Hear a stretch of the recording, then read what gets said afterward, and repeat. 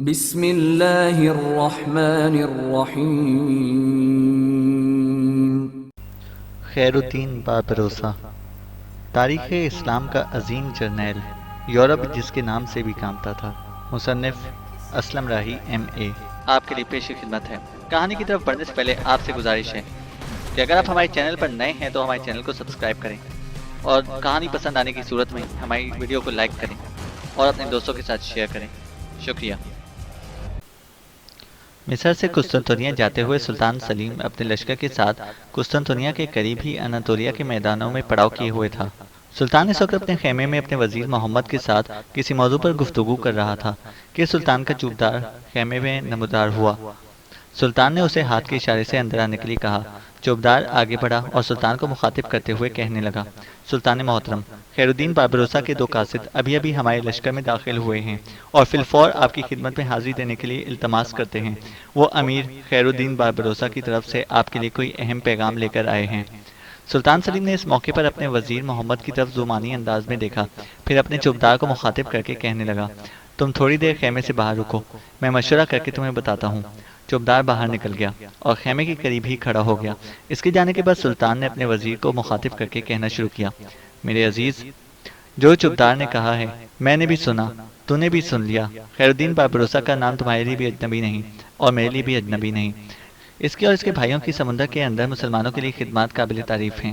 تمہارا اندازہ کیا کہتا ہے قاصد کس غرض سے میرے پاس آئے ہوں گے؟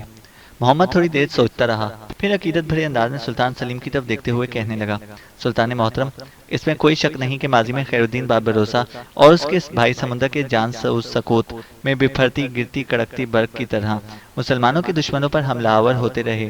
یورپ کے بڑے بڑے قزاقوں اور لٹیروں نے سمندر کے اندر ان کا مقابلہ کرنا چاہا، لیکن یہ عدم کا راستہ دکھاتی موت اور ہست کو نیست کرتے سوس کی طرح ان پر حملہ آور ہوتے رہے اور مسلمانوں کے خلاف ان کی کوششوں کو ہمیشہ ناکام بناتے رہے۔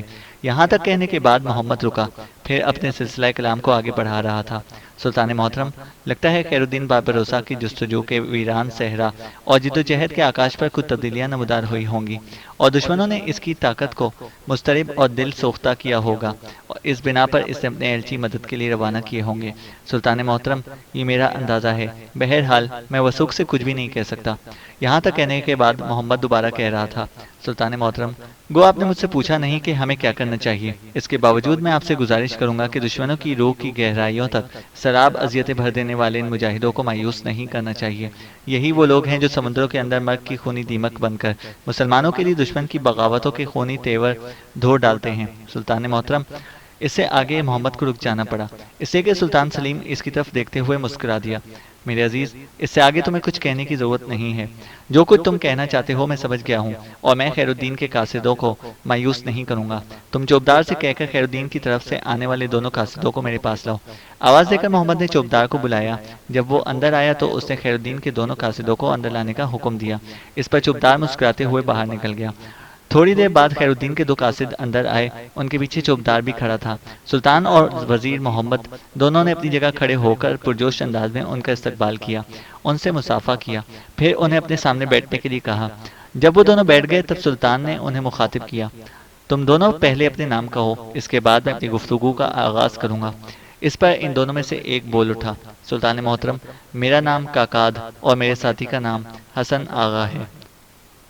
سلطان سلیم کے لبوں پر ہلکی سی مسکراہٹ نمودار ہوئی، پھر کہنے لگا، کاکاد، اچھا ہوا تو آج تم سے ملاقات ہو گئی۔ کیا تم بھی وہی ہو جسے یورپ کے ملا، یورپ کی بحری قوتیں شیطان شکاری کے نام سے یاد کرتی ہیں؟ کاکاد کے چہرے پر ہلکا سا تبسم نمودار ہوا، کہنے لگا، سلطان محترم، آپ کا کہنا درست ہے، میں ہی اس نام سے مشہور ہوں۔ سلطان نے اس بار دوسرے قاصد حسن آغا کی طرف دیکھا، پھر اسے مخاطب کیا، کیا تم خواجہ سرا ہو؟ وہ بھی مسکرا دیا اور کہنے لگا، سلطان محترم، آپ کی گفتگو سے پتہ چلتا ہے کہ آپ ہمارے متعلق بہت عمدہ اور صحیح معلومات رکھتے ہیں، میں واقعی خواجہ سرا حسن آغا ہوں۔ سلطان نے انہیں پھر سے مخاطب کیا، کیا تمہارے لشکر میں یا یوں کہو کہ تمہارے ملاحوں میں کوئی اور بھی حسن ہے؟ اس بار کاکاد نے سلطان کو مخاطب کیا، سلطان محترم، یہ حسن آغا ہے، ایک اور بھی حسن ہے، وہ حسن کرسو ہے۔ یوں جانے وہ ایسے نوجوان ہیں جنہیں نایاب کہا جا سکتا ہے، ہمارا انتہائی وفادار، جفاکش اور بہترین اور عمدہ تیز زن ساتھی بھی ہے۔ سمندر کے اندر دشمن سے نبرد آزما ہونا اس کا محبوب مشغلہ ہے۔ وہ ان دنوں سلطان محترم اندلس گیا ہوا ہے۔ اس کا اندلس جانا بھی ایک انتہائی اہم مقصد کے تحت ہے۔ سلطان نے دونوں کی طرف دیکھتے ہوئے مخاطب کیا، تمہارے اور ساتھیوں میں کون کون ہیں؟ اس بار کاکات پھر بولا، سلطان محترم ہمارے ساتھی تو بہت ہیں، لیکن سرکردہ لوگوں میں امیر خیر الدین باربروسا اور ہم دونوں کے علاوہ حسن کرسو ہے، انتہائی منجا ہوا دلیر صالح ہے، مخلص سنان بھی ہے۔ کاکات کو رک جانا پڑا، اس لیے کہ بیچ میں سلطان بول اٹھا، یہ سنان جس کا تم نے ذکر کیا ہے، کیا یہ یہودی ہے؟ میں نے اس کے متعلق ابھی سنا ہے۔ سلطان محترم، یوں جانے وہ نام کا یہودی ہے، کبھی تھا، اب تو وہ ہمارا ایک بہترین اور غم گسار ساتھی ہے۔ سلطان نے سوچا، پھر انہیں مخاطب کیا، اب یہ کہو تم کس غرض سے میرے پاس آئے ہو؟ جواب میں افریقہ کی سرزمینوں میں خیر الدین باربروسا کے خلاف جو حالات نمودار ہوئے تھے، کاکات نے تفصیل کے ساتھ سلطان اور وزیر محمد سے کہہ دیے۔ جواب میں سلطان تھوڑی دیر بڑی شفقت اور محبت کے ساتھ ان دونوں کی طرف دیکھتا رہا، پھر کہنے لگا، آنے والی شب تم میرے لشکر میں قیام کرو، میں جانتا ہوں تم تھکے ہارے ہو، کل میں تم دونوں کے متعلق فیصلہ کروں گا، پھر یہ بات ذہن میں رکھ کر آرام کرنا کہ میں تم دونوں کو مایوس نہیں کروں گا۔ جو امیدیں تم میرے پاس لے کر آئے ہو، جن خواہشات کا اظہار بار بھروسہ نے کر کے تمہیں میری طرف بھیجا ہے، میرے خداوند کو منظور ہوا تو میں تم لوگوں کو اس سے کئی گنا زیادہ نوازوں گا۔ اب جاؤ، جا کر آرام کرو۔ سلطان سلیم کے اس جواب سے خیر الدین بار بھروسہ کا ساتھی کاکاد اور حسن آغا دونوں خوش ہو گئے۔ پھر سلطان کے حکم پر وہ سلطان کی چوبدار کے ساتھ باہر نکل گئے۔ دوسرے روز خیر الدین باربروسا کے دونوں ساتھی کاکاد اور حسن آغا کو پھر طلب کیا گیا۔ دونوں جب سلطان کے خیمے میں داخل ہوئے تو حسب سابق سلطان کے پاس اس کا وزیر محمد بیٹھا ہوا تھا۔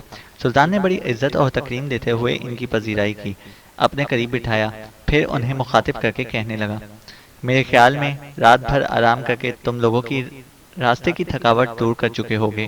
میں چاہوں گا کہ تم دونوں آج یہاں سے خیر الدین باربروسا کی طرف روانہ ہو جاؤ، تاکہ افریقہ کے ساحل پر اس کے لیے جو مشکلات اٹھ رہی ہیں ان سے وہ نجات پا سکے۔ میں نے تمہارے لیے جو مراد دینے کا ارادہ کیا ہے وہ کچھ اس طرح ہے۔ میں تمہیں اپنے 2000 بہترین تربیت یافتہ ترک مہیا کروں گا جو تمہارے ساتھ جائیں گے۔ اس کے علاوہ 2000 رضاکار بھی باربروسا کی مدد کے لیے روانہ ہوں گے۔ اس طرح باربروسا کے تحت 4000 جنگجو کام کرنے کے لیے مستعد اور تیار ہوں گے۔ تمہارے ساتھ کچھ بحری جہاز بھی بھجواؤں گا جن کے اندر توپیں نصب ہوں گی، جو دشمنوں کے جہاز پر بڑی آسانی سے دور تک گولہ پھینک سکتی ہیں۔ ان مراد کے علاوہ میں تمہیں معقول رقم بھی مہیا کروں گا جس سے تم دشمن کے خلاف جنگ کرنے کے لیے اپنی تیاریوں کی تکمیل کر سکو گے۔ ساتھ ہی اپنے وزیر محمد اور دیگر سالاروں سے مشورہ کرنے کے بعد جو فیصلہ میں نے کیا ہے وہ یہ ہے کہ میں خیر الدین باربروسا کو نہ صرف یہ کہ پاشا کا خطاب دیتا ہوں بلکہ اسے امیر البحر کا بھی عہدہ عنایت کرتا ہوں۔ اب وہ اپنے نام کے ساتھ پاشا کا خطاب استعمال کر سکتا ہے۔ سلطان سلیم کے ان الفاظ پر کاکاد اور خواجہ سرا حسن آغا دونوں خوش ہو گئے۔ پھر کاکاد نے سلطان کو مخاطب کرتے ہوئے کہنا شروع کیا، سلطان محترم، آپ کی مہیا کردہ کمک اور مدد سے افریقہ میں جو علاقے ہم فتح کریں گے انہیں آپ کی حکومت کے حلقہ اثر میں خیال کیا جائے گا، اور ہم یہ بھی کوشش کریں گے کہ افریقہ کے ساحل کے اندر دور تک آپ کی حکمرانی کے اثر کو بڑھایا اور پھیلایا جائے۔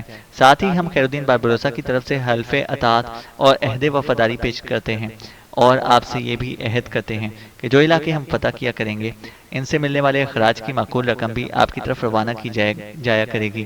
اس گفتگو سے سلطان سلیم بھی مطمئن اور خوش ہو گیا۔ پھر جن مراد اور سامان کا سلطان نے وعدہ کیا تھا وہ کاکاد اور خواجہ سرا حسن آغا کو دے کر سلطان نے انہیں رخصت کر دیا۔ دوسری طرف الجزائر میں جن علاقوں پر ہسپانیہ والوں کا قبضہ اور وہاں ان کا سالار مونکیڈ حکمرانی کرتا تھا وہاں بھی ہلچل بپا ہو گئی تھی، اس لیے کہ مونکیڈ کو خبر ہو گئی تھی کہ خیر الدین باربروسا نے خود تو افریقہ کے ایک محفوظ ساحل جیجل پر قیام کیا ہوا ہے، اور جبکہ اس نے اپنے دو ساتھیوں کاکاد اور خواجہ سرا حسن آغا کو ترکوں کے سلطان سلیم کے پاس مدد کے لیے روانہ کیا ہوا ہے، اور یہ انکشاف اس کے لیے بڑی فکر مندی اور پریشانی کا باعث تھا۔ اس سے نمٹنے کے لیے اس نے اپنے حواریوں کو ایک روز اپنے پاس جمع کیا۔ ان حواریوں میں کوکو شہر کا حکمران ابن قاضی، ہسپانیہ والوں کے جزیرے اور قلعے پنون کا نصرانی حکمران ڈان مارٹن، ٹیونس کا حکمران حسان، تلمسان کا حکمران ابو ہمو قبائل جو سوگرا کے آدھے حصے کا سردار احمد بن قاضی بھی شامل تھے۔ افریقہ میں جن قوتوں نے مونکیڈ کی اس مجلس میں شرکت نہیں کی تھی ان میں سے ایک قبائل سوگرا کا ہر دل عزیز سردار عبدالعزیز تھا اور دوسرا بربروں کا سلطان حفصی تھا۔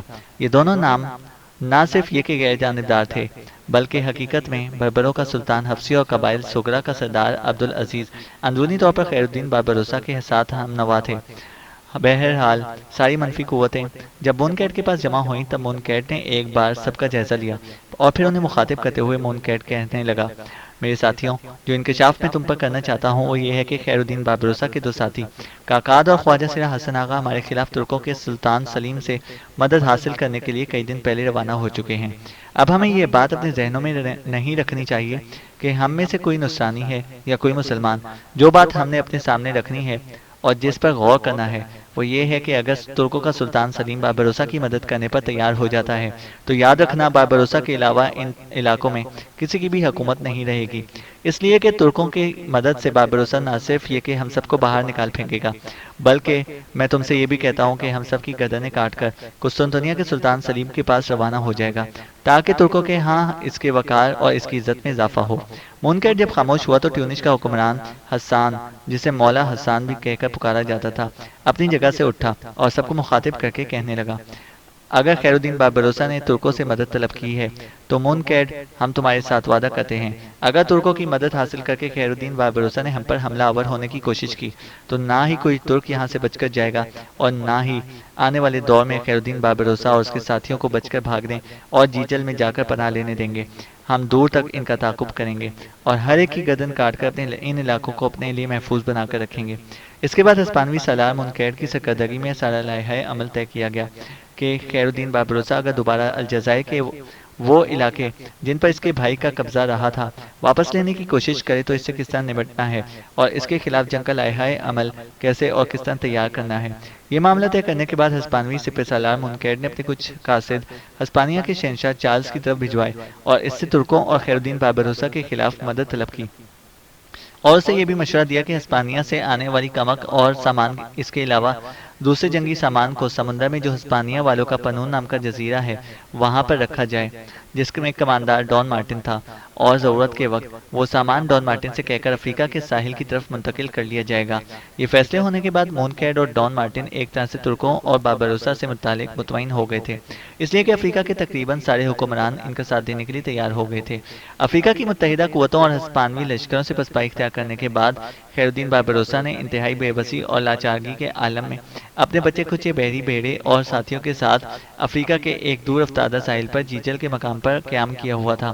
ایک روز خیر الدین بابروسا اپنے ساتھیوں میں سے سنان اور صالح کے ساتھ ساحل سمندر پر کھڑا نہ جانے کی سوچوں میں غرق تھا، چونکہ چونک اٹھا اس لیے کہ مغرب کی طرف سے ایک گھوڑا سوار اپنے گھوڑے کو سر پر دوڑاتا ہوا ان کی طرف آ رہا تھا۔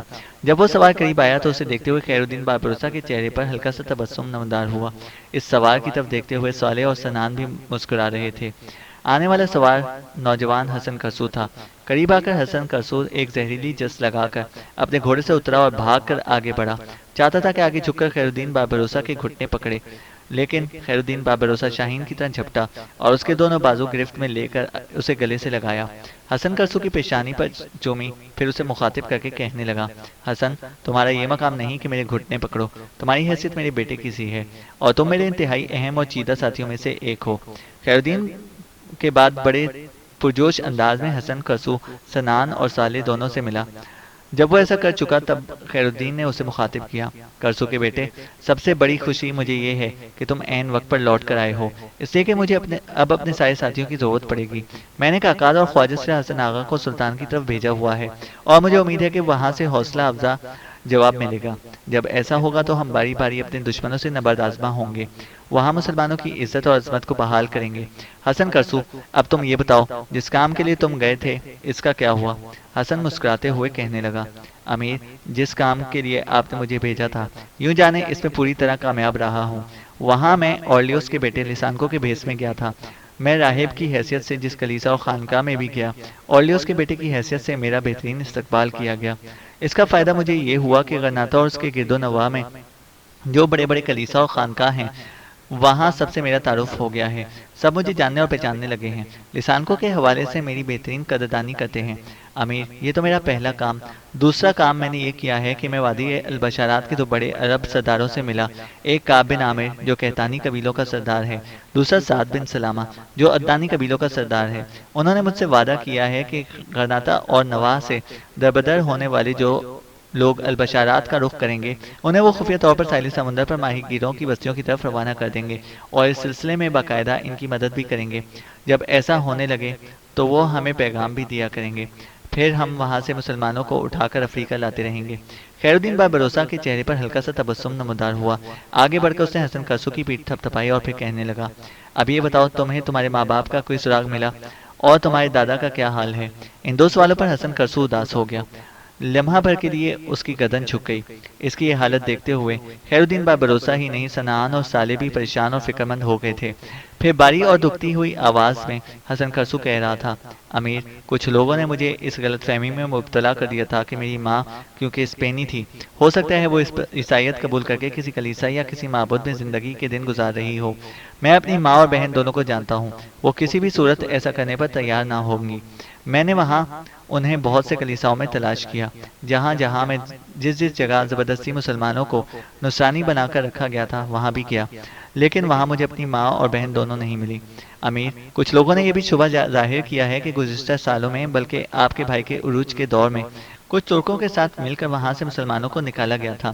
لوگوں نے یہ شبہ ظاہر کیا ہے کہ اس دور میں جو لوگ وہاں سے نکالے گئے تھے وہ بلغاریہ، بوسنیا اور کچھ دوسرے علاقوں میں جا کر آباد ہو گئے تھے۔ مجھے شک ہے کہ میری ماں اور بہن کہیں ان علاقوں میں نہ جا بسی ہوں۔ خیر الدین بھروسہ کے چہرے پر تلخ سی مسکراہٹ نمودار ہوئی اور کہنے لگا، اگر ایسا ہے تو تمہیں فکر مند ہونے کی ضرورت نہیں، میں کچھ آدمی عنقریب مقرر کروں گا جو ان علاقوں میں تمہاری ماں اور بہن کو تلاش کریں گے۔ اب اپنے دادا کے متعلق کچھ کہو۔ حسن پھر اداس ہو گیا اور کہنے لگا، دادا بڑی سختی سے میرے ساتھ پیش آئے اور اس نے مجھ پر پابندی لگا دی ہے کہ جب تک میں اپنی ماں اور بہن کو تلاش نہ کروں، اس وقت تک اس سے نہ ملوں اور نہ ہی اسے اپنی شکل دکھاؤں۔ دادا نے یہ بھی کہا ہے کہ اگر ماں اور بہن کو تلاش کرنے سے پہلے میں نے اس سے ملنے کی کوشش کی تو وہ لوہا گرم کر کے میرے جسم کو داغنا شروع کر دے گا، لہٰذا دادا سے ایک ملاقات کرنے کے بعد میں اس کے پاس نہیں گیا، اپنا کام مکمل کر کے سیدھا آپ کے پاس آ گیا۔ حسن کرسو کی اس گفتگو سے خیر الدین اداس اور افسردہ ہو گیا تھا۔ کچھ دیر تک ہمدردی سے اس کی طرف دیکھتا رہا، پھر حسن کرسو کو اپنے ساتھ لپیٹا اور اسے ڈھارس دیتے ہوئے کہنے لگا، حسن میرے عزیز، اندھوں کی بستی میں پھرتے کسمساتے سمندری طوفانوں جیسے حالات روح و بصارت کی تازگی، ہونٹوں کی حلاوت و تمازت چھین سکتے ہیں، روح میں اضطراب، دلوں میں سوختہ وحشت بھر سکتے ہیں، پر انسان سے اس کے رشتوں کی فطری انسیت نہیں چھین سکتے۔ اب تو عہد طفلی کی بساط لپیٹ چکا ہے، کوئی نگارہ میں رنگوں کے شباب، کوچا جانا میں پھولوں کی جوانی بن کر داخل ہو چکا ہے۔ حالات اب پلٹا کھائیں گے۔ یہ بھی اپنے دل پر لکھ رکھ کہ سوگ شمشان، جبر تحویلیں، جلتی دھوپ کے بھنور صدا نہیں رہتے، عنقریب ہمارے ارد گرد منڈلاتے بدبختیوں کے ہیجان، تتلیوں کے رنگوں میں جگنوؤں کی جھلمل اور نازک قبا میں شبنم کی خنک پھوار جیسے ہوں گے۔ اس روز ہم لوگ وقت زمانے اور اپنے دشمنوں کی آنکھوں میں آنکھیں ڈالتے ہوئے ان سے نہ صرف یہ کہ اپنی دھرتی واپس لیں گے، بلکہ ان کے ماضی کے جبر کو سامنے رکھتے ہوئے ان سے اپنا حساب بھی چکائیں گے۔ یہاں تک کہنے کے بعد خیر الدین بھروسہ رکا، پھر حسن کرسو کو اس نے علیحدہ کیا، ایک بار پھر اس کی پیٹھ تھپ تھپائی اور کہنے لگا، اب تم جاؤ، جا کر آرام کرو۔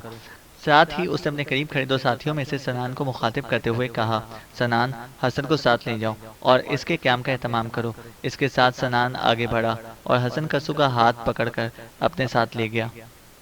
چینل کو سبسکرائب کریں اور بیل آئیکن کو پریس کریں تاکہ ہماری ہر اپڈیٹ آپ کو بر وقت مل سکے۔